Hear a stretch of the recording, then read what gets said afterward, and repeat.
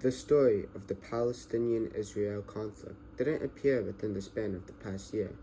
Contrary, it has been lingering from the UN decisions that were made nearly a century ago.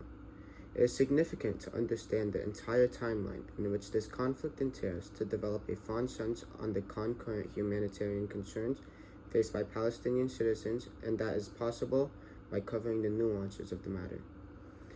The year was 1947. The world was reeling from the gruesome outcomes of the Second World War, which killed millions and left countries torn apart. It was amidst this turmoil that the newly born United Nations was facing an onerous task of ensuring lasting peace and stability. The question of Palestine, a British Mandate territory torn by years of violence and conflict, lay at the heart of many pressing issues that face the United Nations.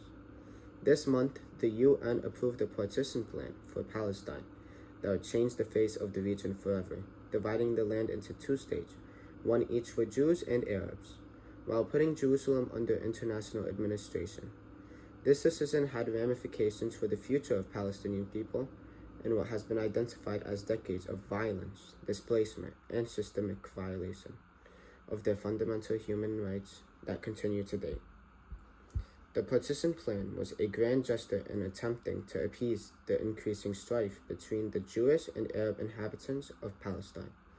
Under this plan, about 55% of the land would go to the Jewish state, although the Jews comprised just 1/3 of the population.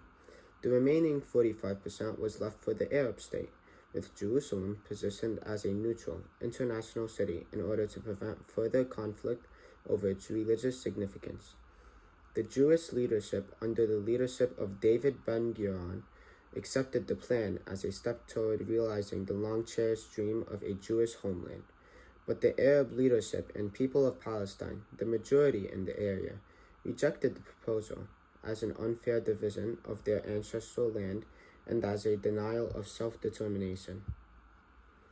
The rejection of the UN partition plan by the Arab states and Palestinian leaders sparked outrage. More than half of their ancestral homeland, so to speak, was being given to a new Jewish state. In this regard, it was denied that their rights should be considered valid, so their voices needed to be raised more. Since, in this particular case, the world community, most particularly the United Nations, is not listening to their historic claim to the land. And in the mounting tension, violent fighting exploded between Jews and Arabs from corner to corner in the region. So began the latest phase of Israeli-Palestinian dispute. The situation reached its boiling point in May 1948, immediately after Israel declared the establishment of the State of Israel. Several neighboring Arab countries such as Egypt, Jordan, Iraq, and Syria initiated military interventions to thwart its creation of lives. Devastating was the subsequent 1948 Arab-Israeli war to all parties. The loss of thousands of lives was devastating, as well as widespread destruction of communities on both sides. However, the brunt of violence against the Palestinian people also meant forced military expulsion for homes and lands. Entire villages had been reduced to dust, with Palestinian families forced out from their ancestral home to forge one of the world's greatest refugee crises.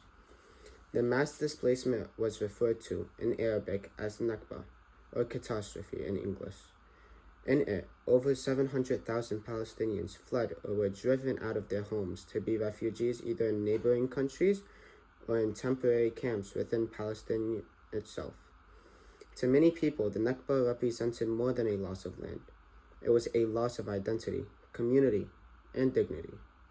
These refugees, mostly the descendants of those original exiles, continued to remain scattered across the Middle East, often in terribly overcrowded camps, without any form of citizenship or rights. The hope of going back to their homeland remains but a dream, as they are denied, time and again. Their right of return, an inalienable right under international law, despite Israel never having recognized this over the decades. To the Palestinian refugees, the Nakba was a deep psychological trauma passed on from generation to generation. They are leading extremely hard lives, most of them in camps that have become permanent eyesores in the region. These camps, temporary in nature, have grown into sprawling places where large families have lived for decades with no appropriate basic services in terms of healthcare, education, and employment. Their situation is further worsened by the fact that they are not often allowed to even enjoy their freedom of movement, facing legal and social discrimination in the host countries. The effect of the 1947 UN Partition Plan did not end with the Nakba. The situation continued to deteriorate in the years that followed, as Israel expanded in its territorial control through military occupation and settlement building. In 1967, following the Six-Day War, Israel captured the West Bank, East Jerusalem, and Gaza Strip territories that were home to millions of Palestinians. Israel's occupation of these lands has been marked by military control, the building of illegal settlements, and the imposition of laws that severely restrict the movement and rights of Palestinians living there. Over time, these territories have become increasingly fragmented, with Israeli military bases, checkpoints, and security barriers cutting through Palestinian communities. For the Palestinians under Israel occupation today, they must live in daily hardship. The biggest limitation factors is the control of the Israel military from arbitrary searches, arrests, and detention. The separation wall has separated families and communities, further limiting their access to vital services and livelihoods. In Gaza, however, the state of affairs is far worse. It remains blockaded with limits on the flow of goods, services, and people. This is punishing the entire community for the actions of a very few people. Therefore, the humanitarian crisis continues to worsen due to the massive poverty, lack of clean water, food, and medical supplies.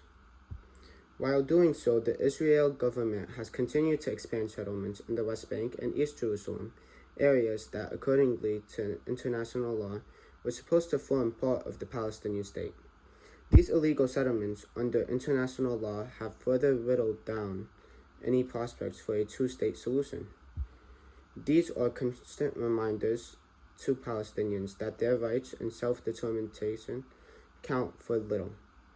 The international community, while condemning the settlements, have failed to form action to stop the expansion, therefore enacting very little hope among Palestinians of retrieving their land. The unsettled status of the Palestinian territories have prompted sharp divisions with the Palestinian society itself. The Palestinian Authority governs the West Bank while the Gaza Strip is controlled by Hamas. Further, these political rifts have more complicated efforts toward unity and peace, as international division often are exacerbated by outside pressures. Meanwhile, millions of Palestinian refugees remain in camps, miserable in their living conditions, with no foreseeable future of dignity and security.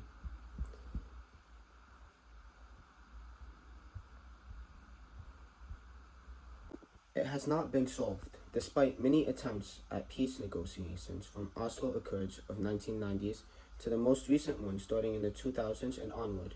Peace negotiations crash time after time. Amidst such situations, partial improvements during some periods have been negated by further incidents of violence, settlement expansion, and a loss of mutual trust between parties. The cyclic spirals of violence just served to entrench the divide more and left the hope of peace further away than ever. The UN Partition Plan of 1947, instead of bringing peace in the region, initiated a long and bloody conflict that has caused continued suffering for the Palestinian people. Today, the United Nations must play a more active and assertive role in addressing injustices that continue to plague the region. It is critical that the international community, led by the UN, works to hold Israel accountable for its occupation, settlement expansion, and violation of Palestinian human rights. The road to peace is arduous. It is not impossible. It calls for dedication, understanding, and the political will to reach out to solve the causes of conflict. The time for words is over. It is now time for action. Let us work together towards a future when human rights are respected, justice reigns, and dignity and freedom for all people, the Jewish, the Arabs, and all the rest are safeguarded.